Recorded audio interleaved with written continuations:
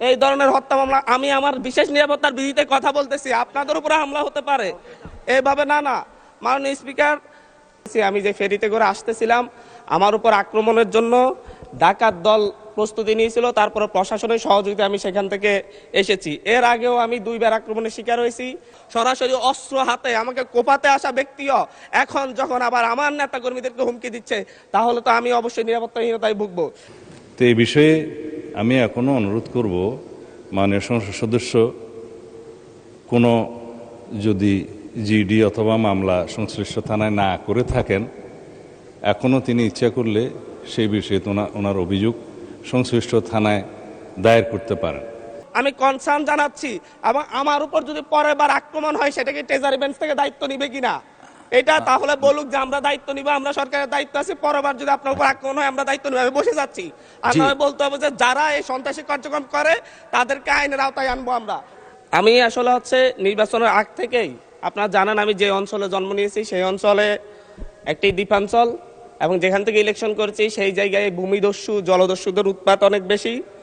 এটা ধারাবাহিকভাবে গত পরশু আমি হাতিয়া থেকে আসার সময়ও প্রশাসনিকভাবে এবং বিভিন্ন মারফতে জানতে পেরেছি আমি যে ফেরিতে করে আসতেছিলাম আমার উপর আক্রমণের জন্য ডাকাত দল প্রস্তুতি নিয়েছিল, তারপরে প্রশাসনের সহযোগিতা আমি সেখান থেকে এসেছি। এর আগেও আমি 2বার আক্রমণের শিকার হয়েছি, নির্বাচনের সময় 3বার আক্রমণের শিকার হয়েছি।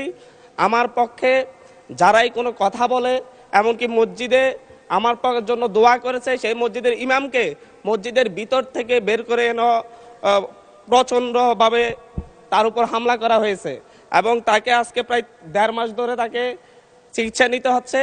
আমার উপর যারা আক্রমণ করেছে আমি আপনাকে সেই জায়গায় কিছু নোটিশের সাথে কিছু ডকুমেন্টস দিয়েছি যে সরাসরি অস্ত্র হাতে আমাকে কোফাতে আসা হয়েছে। একজন সংসদ সদস্য হিসাবে আমি এই বিষয়টা এখানে উপস্থাপন করতে বাধ্য হচ্ছি, কারণ এই জায়গাটায় আমি মনে করি সন্ত্রাসীদের কোনো রাজনৈতিক ঠিকানা নেই।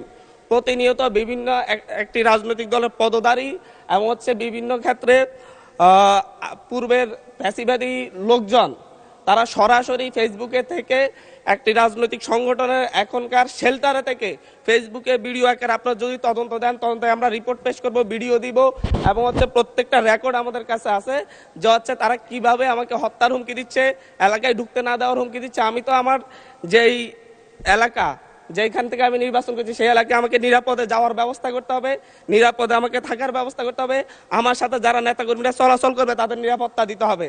এটা একজন বিশেষ অধিকারের ব্যাপারে, এটা বিশ্বব্যাপী একজন সংসদ সদস্যের বিশেষ নিরাপত্তা বিধান করা রাষ্ট্রের দায়িত্ব, সরকারের দায়িত্ব। অথচ আমার উপর সরাসরি ভিডিওতে এবং সংবাদ মাধ্যমে প্রকাশিত সরাসরি অস্ত্র হাতে আমাকে কোপাতে আসা ব্যক্তিও এখন যখন আবার আমার নেতাকর্মীদেরকে হুমকি দিচ্ছে, তাহলে তো আমি অবশ্যই নিরাপত্তাহীনতায় ভুগবো।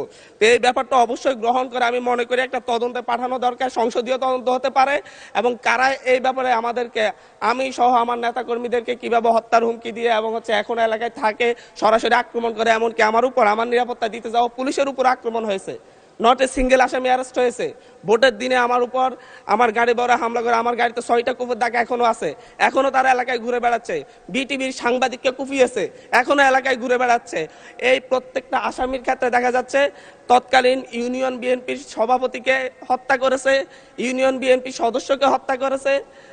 এই ধরনের হত্যা মামলার আসামিরা, এই ধরনের হত্যা মামলা, আমি আমার বিশেষ নিরাপত্তার বিধিতে কথা বলতেছি, আপনাদের উপরে হামলা হতে পারে এইভাবে। না না, মাননীয় স্পিকার, এটা একেবারে মাননীয় সদস্য, আমি আমার নিরাপত্তার কথা বলছি, আমি কনসার্ন জানাচ্ছি, এবং আমার উপর যদি পরের বার আক্রমণ হয় সেটাকে ট্রেজারি বেঞ্চ থেকে দায়িত্ব নিবে কিনা এটা তাহলে বলুক যে আমরা দায়িত্ব নিব, আমরা সরকারের দায়িত্ব আছে, পরের বার যদি আপনার উপর আক্রমণ হয় আমরা দায়িত্ব নিব। আমি বসে যাচ্ছি।